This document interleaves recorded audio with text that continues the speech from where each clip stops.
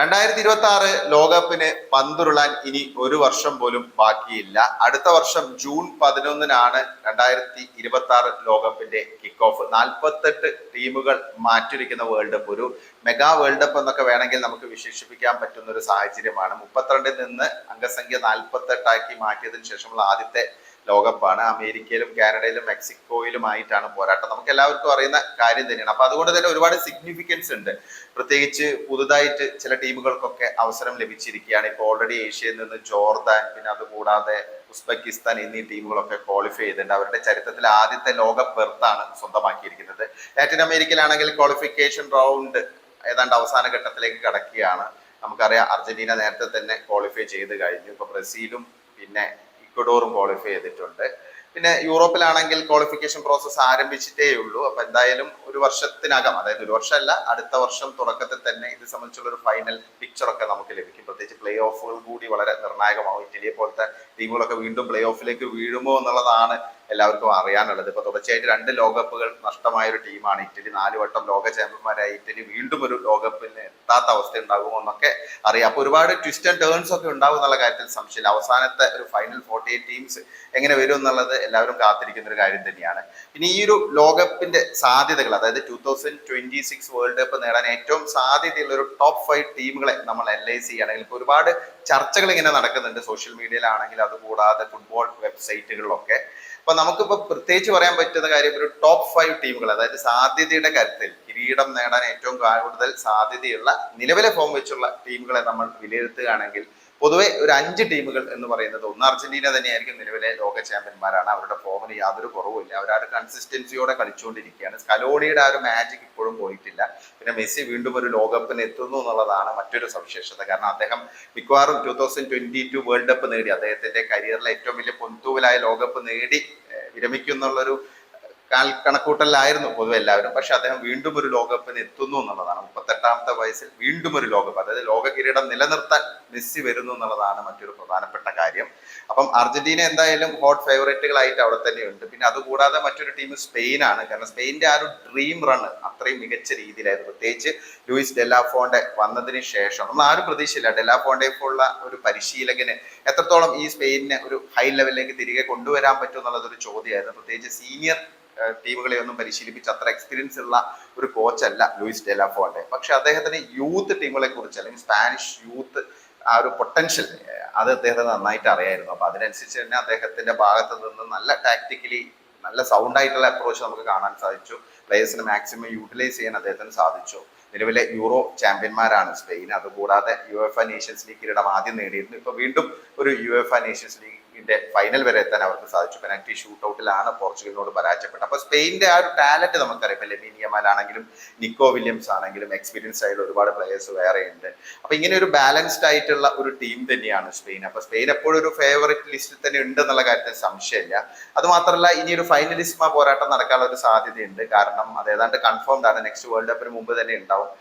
Latin American ചാമ്പ്യന്മാർ, അതായത് Copa America ചാമ്പ്യന്മാരും European ചാമ്പ്യന്മാരും തമ്മിലുള്ള മത്സരം. അപ്പൊ അർജന്റീന സ്പെയിൻ മത്സരം വളരെ ഇൻട്രസ്റ്റിംഗ് ആയിരിക്കും. ആ ഒരു മത്സരം വിജയിക്കുന്ന ടീമിന് ഒരു വലിയ തോതിൽ അവരുടെ ഒരു കോൺഫിഡൻസ് ഉയരാനൊക്കെ സാധ്യതയുണ്ട്. ലോകകപ്പിന് തൊട്ട് മുമ്പ് ആവുമ്പോൾ അതിന്റെ ഒരു റിസൾട്ട് കുറച്ചും കൂടെ ബെറ്റർ ആയിരിക്കും എന്നാണ് തോന്നുന്നത്. ഫ്രാൻസ് ആണ് മറ്റൊരു പ്രധാനപ്പെട്ട ഒരു ടോപ്പ് 5 ലിസ്റ്റിൽ ഉൾപ്പെടുന്ന ഒരു ടീം. ഫ്രാൻസ് എപ്പോഴും താരനിബിഡം തന്നെയാണ്. പ്രത്യേകിച്ച് കഴിഞ്ഞ ഒരു 10-15 വർഷമായിട്ട് ഫ്രാൻസിന്റെ ഒരു സ്ട്രെങ്ത് നമുക്കറിയാം. ഇപ്പൊ കഴിഞ്ഞ ലോകകപ്പിൽ അവർ ഫൈനൽ വരെ എത്തി. കപ്പിനും ചുണ്ടിനും ഇടയിലാണ് കിരീടം നഷ്ടമായത്. അതിന് മുമ്പത്തെ ലോകകപ്പ് ജയിച്ചവരാണ്. അപ്പൊ ഫ്രാൻസിന്റെ ആ ഒരു കൺസിസ്റ്റൻസി നമുക്കറിയാം. കാരണം അത്രയ്ക്ക് മികച്ച താരങ്ങളാണുള്ളത്. ഒരു 3 സ്റ്റാർട്ടിംഗ് 11 ഇറക്കാനുള്ള താരങ്ങൾ ഫ്രാൻസിനുണ്ട് എന്നുള്ളതാണ് ഒരു വസ്തുത. ഇപ്പം അവരുടെ മുന്നേറ്റ നിര തന്നെ നോക്കുകയാണെങ്കിൽ എംബാപ്പെ, ഡെംബലെ, ഡെസറെ ഡുവേ, പിന്നെ ഒലിസെ, അങ്ങനെയുള്ള ഒന്നാന്തരം പ്ലേയേഴ്സ്, മാർക്കസ് തുറാം. അപ്പൊ ഒരു ലിസ്റ്റനും ബ്രാഡ്ലി ബാർക്കോള, ഒരുപാട് ഓപ്ഷൻസ് ആണ് അവർക്കുള്ളത്. എല്ലാ പൊസിഷനിലും ഒരുപാട് ഓപ്ഷൻസ് ഉള്ള ഒരു ടീം തന്നെയാണ് ഫ്രാൻസ്. ഇപ്പൊ നേഷൻസ് ലീഗിന്റെ സെമിയിൽ അവർ തോറ്റെങ്കിൽ പോലും അവരെപ്പോഴും ഒരു പോരാട്ട വീര്യം കാഴ്ചവെക്കുന്ന ഒരു ടീം തന്നെയാണ്. ഇപ്പൊ 1 ഗോളിനോ 2 ഗോളിനോ ഒക്കെ പിന്നിലാണെങ്കിൽ തിരിച്ചു വരാനുള്ള ഒരു കപ്പാസിറ്റി ഫ്രാൻസ് ടീമുണ്ട്. കാരണം അവരുടെ ആ ഒരു സ്ട്രെങ്ത് തന്നെയാണ് അത്. പിന്നെയുള്ള ആകെയുള്ള ഒരു ആശങ്ക എന്ന് പറയുന്നത് ഈ അവരുടെ കോച്ചായ ദശാംസിന്റെ ചില നയങ്ങളാണ്. അദ്ദേഹം കുറച്ച് നെഗറ്റീവ് ഫുട്ബോൾ പലപ്പോഴും കാഴ്ചവെക്കാൻ ഫ്രഞ്ച് ടീമിന് അദ്ദേഹം പ്രഷറൈസ് ചെയ്യുന്നതിനായിട്ട് നമുക്ക് തോന്നിയിട്ടുണ്ട്. ഫ്രാൻസിനെ പോലെ ഇത്രയും താരമൂല്യമുള്ള താരനിബിഡമായ മികച്ച പ്രതിഭകളുള്ള ഒരു ടീമിനെ ആ രീതിയിൽ യൂട്ടിലൈസ് ചെയ്യാൻ ഇപ്പോൾ അദ്ദേഹത്തിന് സാധിക്കുന്നുണ്ടോ എന്നുള്ളതൊരു ചോദ്യമാണ്. അപ്പൊ എന്തായാലും ഫ്രാൻസ് ഒരു ടോപ്പ് ഫേവറേറ്റ് ലിസ്റ്റിൽ തന്നെയുണ്ട്. പ്രത്യേകിച്ച് എംബാപ്പയെ പോലുള്ള ഒരു പ്ലെയർ തന്നെ ഉണ്ടാകുമ്പോൾ ആ ഒരു ടീമിൽ ഉണ്ടാക്കുന്ന ഇമ്പാക്ട് വളരെ വലുതായിരിക്കും.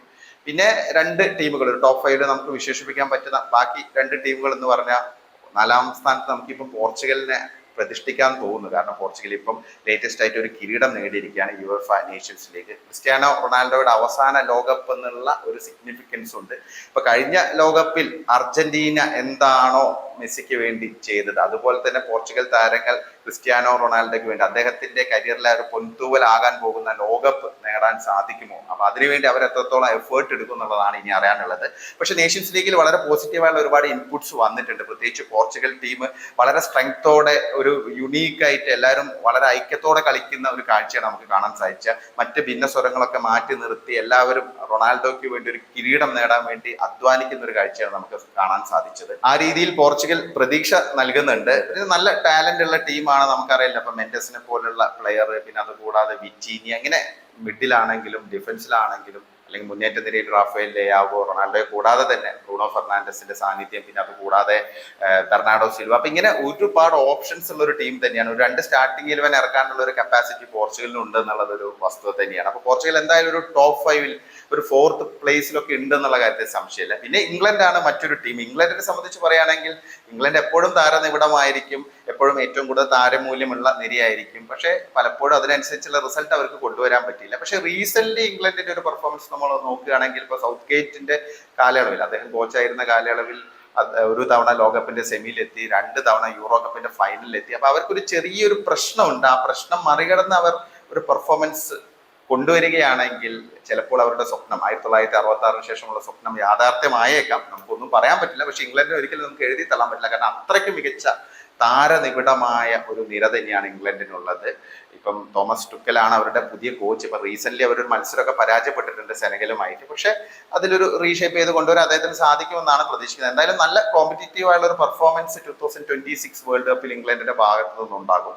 പിന്നെ നമുക്ക് ഒരിക്കലും എഴുതി തള്ളാൻ പറ്റാത്ത രണ്ട് ടീമുകളാണ് ജർമ്മനി, ബ്രസീൽ. പിന്നെ അതുകൂടാതെ ഒരു ടീമിനും കൂടെ നമുക്ക് ഇതിന് കൂടെ പറയാം, നെതർലാൻഡ്സ് പലപ്പോഴും ഭാഗ്യമില്ലാത്ത ഒരു അവസ്ഥയാണ്. അവർക്ക് കിരീടം ലഭിക്കാതെ പോയത്, ഇതുവരെ ഒരു ട്രോഫി പോലും മീൻസ് വേൾഡ് കപ്പ് പോലും അവർക്ക് നേടാൻ സാധിച്ചില്ല. പിന്നെ ബ്രസീൽ റീഷേപ്പ് ചെയ്ത് വരുന്നുണ്ട്. ഇപ്പൊ കാർലോ ആഞ്ചലോട്ടി ചാർജ് എടുത്തിട്ടേ ഉള്ളൂ. അപ്പൊ അതുകൊണ്ട് നമുക്കൊരു വലിയ പ്രഡിക്ഷനിലേക്കൊന്നും പോകാൻ പറ്റില്ല. പക്ഷെ ബ്രസീൽ ഇമൻസ് ടാലന്റ് ഉള്ള, പൊട്ടൻഷ്യൽ ഉള്ള ടീമാണ്, ലെഗസി ഉള്ള ടീമാണ്. അതെല്ലാം നമുക്കറിയാം. അതിനൊപ്പം അവർക്കൊരു മികച്ച കോച്ചിനെ കൂടി ഇപ്പം ലഭിച്ചിരിക്കുന്നു എന്നുള്ളതാണ് മറ്റൊരു പ്രധാനപ്പെട്ട കാര്യം.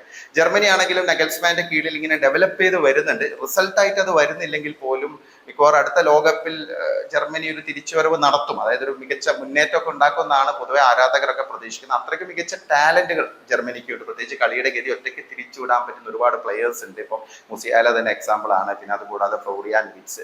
പക്ഷെ എന്തുകൊണ്ടോ ജർമ്മനിക്ക് ആ ഒരു പഴയ മെന്റാലിറ്റി ഇപ്പൊ ഇല്ല. ആ ഒരു വിന്നിങ് മെന്റാലിറ്റി പഴയ പോലെ ഇല്ല. പക്ഷെ അതിൽ ചേഞ്ച് ഉണ്ടാവും എന്ന് പ്രതീക്ഷിക്കുന്നു. അപ്പം ഇപ്പൊ കഴിഞ്ഞ റീസെന്റ് ജർമ്മനിക്ക് നേരിട്ട തിരിച്ചടികൾ, ഇപ്പൊ യൂറോ കപ്പിന്റെ ക്വാർട്ടറിൽ പരാജയപ്പെട്ടതാണെങ്കിലും അതുകൂടാതെ ഇപ്പം ഏറ്റവും ഒടുവിൽ നേഷൻസ് ലീഗിന്റെ സെമിയിൽ തോറ്റതാണെങ്കിലും ജർമ്മനി നന്നായിട്ട് ഫൈറ്റ് ചെയ്തിട്ടാണ് പരാജയപ്പെടുന്നത്. അപ്പം ഒരു ഇമ്പ്രൂവ്മെന്റ് ജർമ്മനിയുടെ ഭാഗത്തു നിന്നും ഉണ്ടായിട്ടുണ്ട്. അപ്പൊ ഇതാണ് എനിക്ക് പേഴ്സണലി തോന്നുന്ന ഒരു കാര്യം. പിന്നെ നെതർലാൻഡ്സ് നല്ല നിരയാണ്. പിന്നെ നമ്മൾ പ്രതീക്ഷിക്കാത്ത പല ടീമുകളും ചിലപ്പോൾ വലിയ മുന്നേറ്റങ്ങളൊക്കെ ഉണ്ടാക്കാനുള്ള സാധ്യതയുണ്ട്. എന്തായാലും ഒരു ഡാർക്ക് ഹോഴ്സ് ഉണ്ടാവും, സെമി വരെയൊക്കെ എത്തുന്ന രീതിയിലുള്ള ഒരു ഡാർക്ക് ഹോഴ്സ് ഉണ്ടാവും. ചിലപ്പോൾ ഫൈനൽ വരെ എത്തുന്ന അവസ്ഥയൊക്കെ ഉണ്ടാവാറുണ്ട്. ഇപ്പൊ ക്രൊയേഷ്യയുടെ റണ്ണ് നമുക്കറിയാം. അതുകൂടാതെ ഇപ്പൊ ലേറ്റസ്റ്റ് ആയിട്ട് കഴിഞ്ഞ വേൾഡ് കപ്പിൽ മൊറോക്കോ നടത്തിയ ഒരു ഡ്രീം റൺ. അപ്പം ഇങ്ങനെയൊക്കെ ഓരോ വേൾഡ് കപ്പിലും ഓരോ ട്വിസ്റ്റ് ആൻഡ് ടേൺസ് ഒക്കെ ഉണ്ടാവും. നമ്മൾ ഈ പ്രെഡിക്റ്റ് ചെയ്യുന്ന ആളുകളൊക്കെ വേൾഡ് കപ്പ് നേടണമെന്ന് യാതൊരു മാനദണ്ഡവും ഇല്ല. കാരണം അങ്ങനെയാണ് പൊതുവെയുള്ള ഹിസ്റ്ററി. പക്ഷെ എന്നാലും ഈ ഒരു ടീമുകൾക്ക് തന്നെയാണ് കൂടുതൽ സാധ്യത എന്ന് തോന്നുന്നു.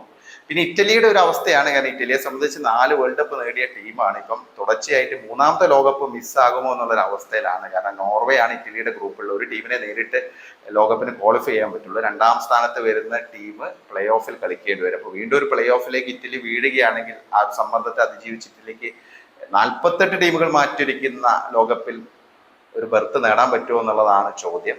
എന്തായാലും നമുക്ക് കാത്തിരിക്കാം. എന്തായാലും ആവേശം വലിയ തോതിൽ തന്നെ ഉണ്ടാകുന്ന ഒരു വേൾഡ് കപ്പ് തന്നെയായിരിക്കും 2026 ഉണ്ടാകാൻ പോകുന്നത്. നിങ്ങൾക്ക് എന്താണ് തോന്നുന്നത്? ആർക്കാണ് ഏറ്റവും കൂടുതൽ സാധ്യത? അതായത് അടുത്ത ലോകകപ്പ് നിലവിലെ ഫോം വെച്ച് നോക്കാൻ നേടാൻ ഏറ്റവും കൂടുതൽ സാധ്യത ആർക്കാണ്? നിങ്ങളുടെ വിലയേറിയ അഭിപ്രായങ്ങൾ കമന്റായി രേഖപ്പെടുത്തണേ.